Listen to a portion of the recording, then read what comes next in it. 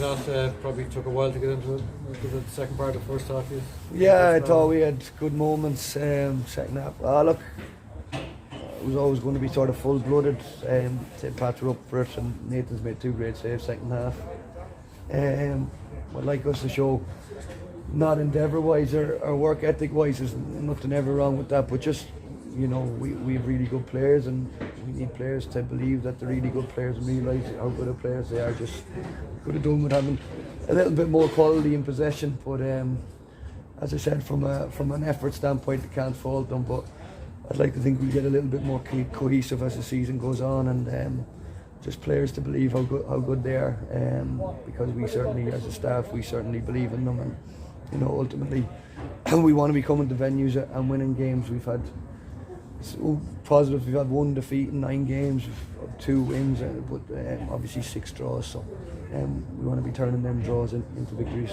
Where did you kind of expect to be after the first series of games? I didn't really, honestly, like you might say, but I didn't really have an expectation.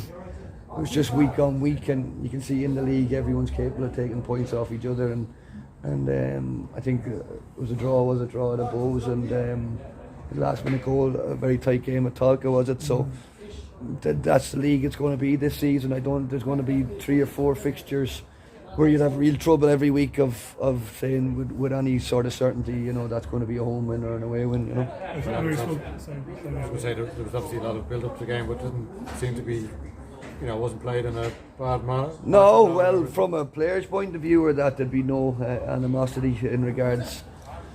Our lads, Dundalk boys, the St. Pat's lads, are the boys I had last season. The players here that are here, definitely nothing like that. Nothing. Wish them nothing but good, and all great lads, and all wish them nothing but the best in their careers. So, from a spectator point of view, it was. I think the supporters were in tune with the game, and were supporting their team, and obviously St. Pat's had good moments, so they got behind their team. So there was nothing kind of untoward at all, really. It was just a good atmosphere.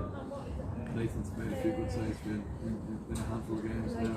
There'll always be question marks with a new keeper coming in, but you feel he's stepping up to it. Yeah, he's doing well. He's good mentality, Nathan. Sort of, I think you need to have a good mentality, especially as a young keeper, and he has that.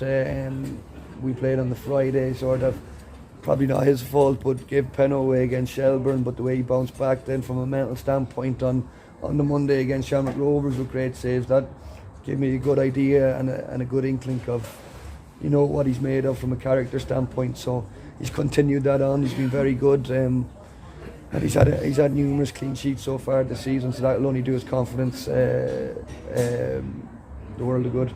So the pleasing part is only 2 goals from both penalties in 7 now. Yeah, it is. Obviously that's a positive aspect, but when you limit teams to 2 goals in 7, you'd like to think you'll have, a number of victories in those 7 matches, So that's the positive side of it. We just need to get a little bit more cohesive, and as I said, for our lads to realise what good players they are.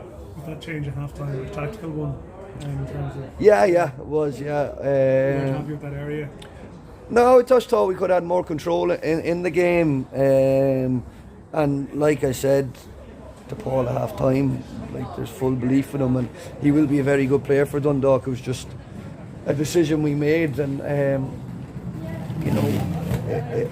ultimately we didn't have enough control of the game. We were trying to alter that a little bit.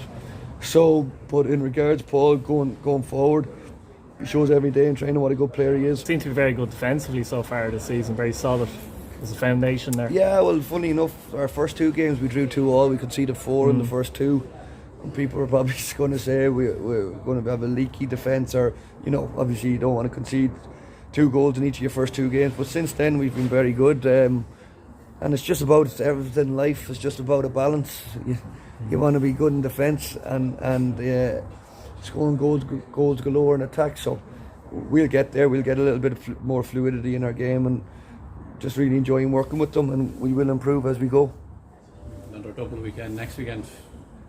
Yeah, full squad will be needed. Yeah, it's tough games, 3 good sides: Sligo, Shamrock Rovers, and Shelburne. So looking forward to them games. But we'll dissect this game at the weekend, this game tonight, and see where we can improve, and we look to sort of implement a game plan, and look forward to Sligo game next Friday. They obviously play UCD tomorrow.